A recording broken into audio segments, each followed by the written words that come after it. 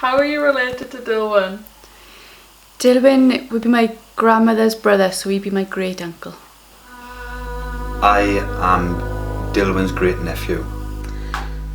Dilwyn's my uncle. He was my father's brother.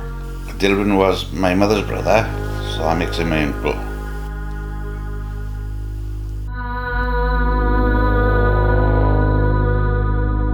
I have to tell you now that no such undertaking has been received, and that consequently this country is at war with Germany.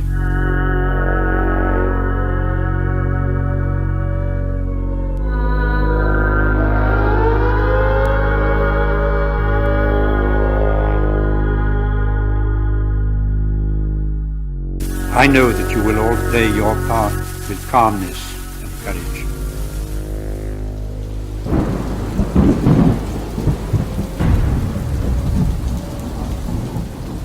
Got photographs of them that my father left me.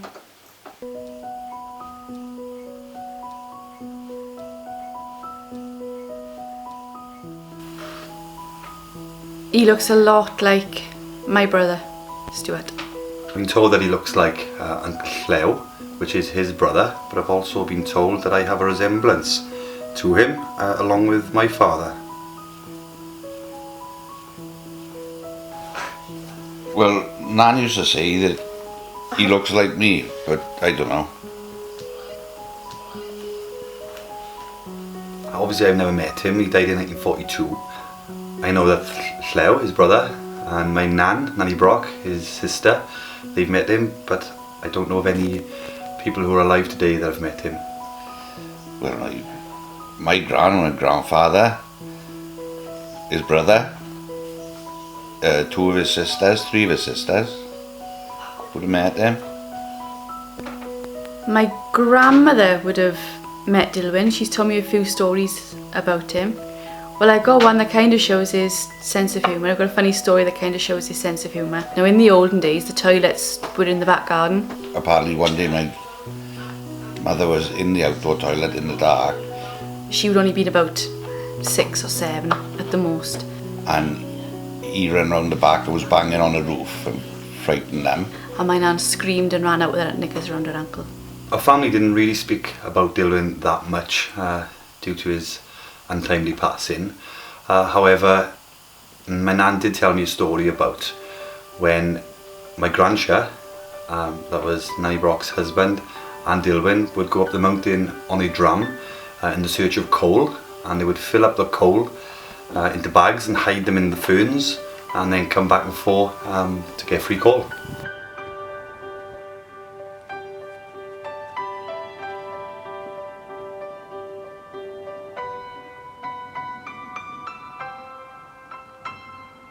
Only one I can remember was that he used to play a lot of pranks. He scared someone coming out of the bakery and made them drop all their bread.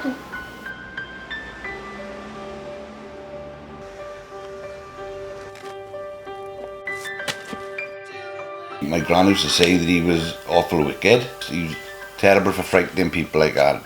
Not nasty, but...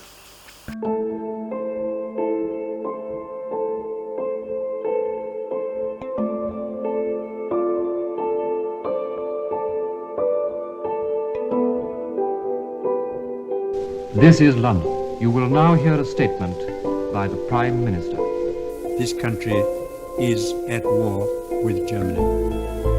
We have a clear conscience. We have done all that any country could do to establish peace. But Hitler can only be stopped by force. These plans need your help. I know that you will all play your part with calmness and courage.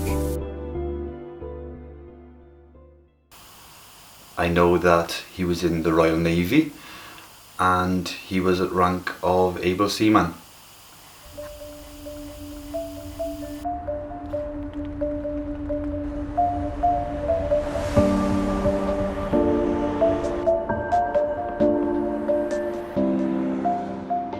I am in Sea Cadets.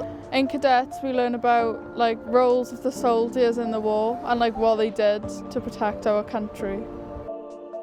The age boundary to join in the war was 18 to 41, and Dilwyn was too young to join.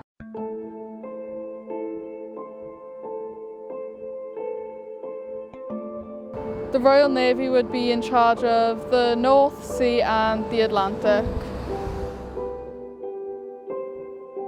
Dilwyn would have been in charge of cleaning the boat, general maintenance, and just making sure that the boat worked properly. As a naval seaman, Dilwyn would have been responsible for using emergency and life-saving equipment, also for performing general maintenance repair.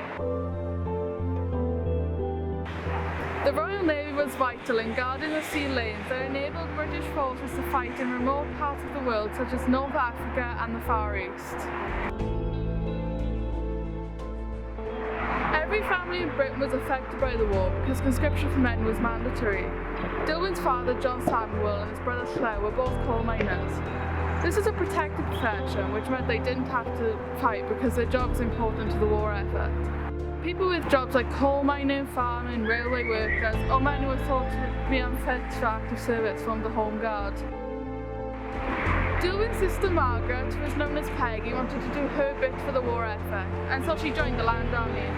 In the Land Army, women would do jobs like milking cows, lambing, managing poultry, carrying out farm maintenance work, and tool maintenance. Peggy might have done a few of them jobs while working in the Land Army.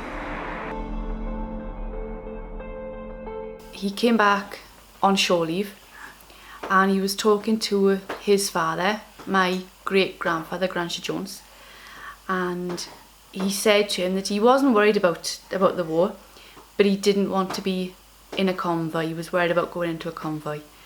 And when he went back after the shore leave, that's exactly what happened. He was put into a convoy.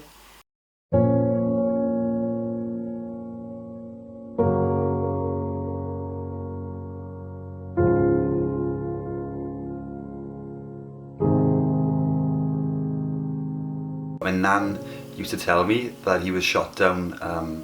His ship, which was the Matabele, HMS Matabele, was shot down by a Japanese submarine.